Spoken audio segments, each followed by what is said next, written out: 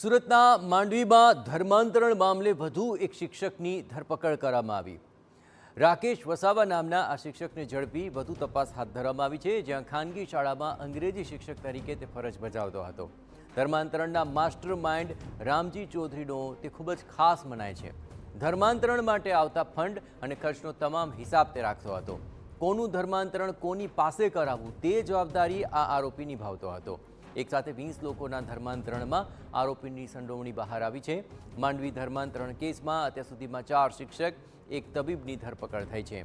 અહીં સકંજામાં આવેલા શિક્ષક રાકેશ વસાવા ધર્માંતરણના માસ્ટર માઇન્ડ રામજી ચૌધરીના રહસ્ય સચિવ તરીકે પણ ઓળખાય છે। અગાઉ યોજાયેલી 3 દિવસીય કાર્યક્રમમાં તેની મુખ્ય ભૂમિકા રહી હતી, ત્યારે તેની ધરપકડ બાદ વધુ રહસ્યો ખુલવાની પણ શક્યતા જોવાઈ રહી છે। હાલ તે 5 દિવસના રિમાન્ડ પર છે।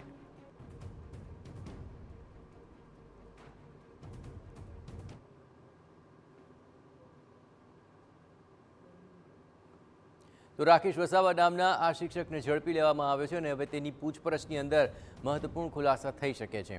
આ પહેલાં 20 જેટલા લોકોનું એક સાથે ધર્માંતરણ કરવામાં આવ્યું હતું ને તેમાં તેની માસ્ટરમાઇન્ડની ભૂમિકા મનાઈ રહી છે। આ ઉપરાંત ધર્માંતરણના મામલે રામજી ચૌધરીનો તે અત્યંત નિકટનો વ્યક્તિ હોવાનો પણ ખુલાસો થઈ રહ્યો છે।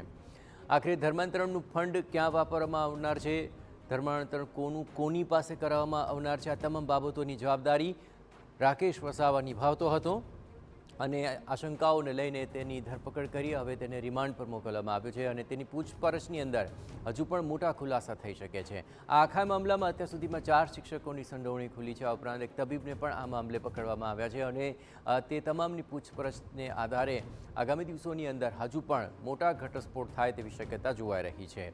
ધર્માંતરણનો મુદ્દો છેલ્લા ઘણા સમયથી ચાલી રહ્યો છે અને તેના મુદ્દે જે લોકો સંડોવાયેલા છે તેને પણ પકડવાની તજવીજ હાથ ચાલી છે। આજ તમામ મામલે વધુ વિગતે વાત કરવા માટે જોડાઈ રહ્યા છે TV9 સંવાદદાતા મેહુલ। ધર્માંતરણ મામલે એક બાદ એક ધરપકડનો દોર પણ સામે આવી રહ્યો છે। રાકેશ વસાવાની ધરપકડ થઈ, શું હતી અત્યાર સુધીની તેની ભૂમિકા અને તેની પૂછપરછમાં કેવા ઘટસ્ફોટ થવાની શક્યતા? જી બિલકુલ, છેલ્લા લાંબા સમયથી દક્ષિણ ગુજરાતમાં જે પણ આદિવાસી બહુમત વિસ્તાર છે ત્યાં ધર્માંતરણ થતા હોવાના આક્ષેપો સતત અલગ અલગ હિન્દુ સંગઠનો દ્વારા કરવામાં આવતા હતા।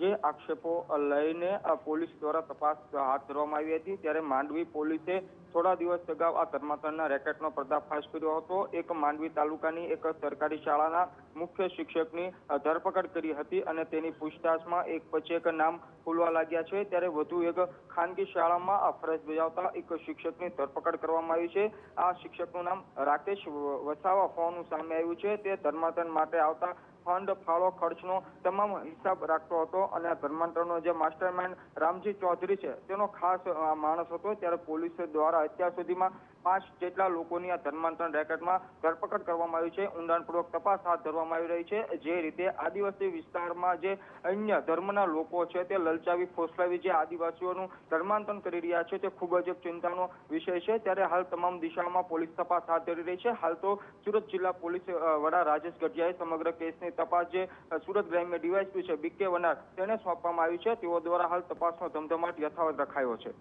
બિલકુલ મેહુલ, તમામ ગતિવિધિઓ પર આપ નજર રાખતા રહેજો। હવે રાકેશ વસાવા રિમાન્ડ પર છે, તેની પૂછપરછમાં શું ખુલાસા થાય છે તેની પર સૌ કોઈની નજર મંડાયેલી છે।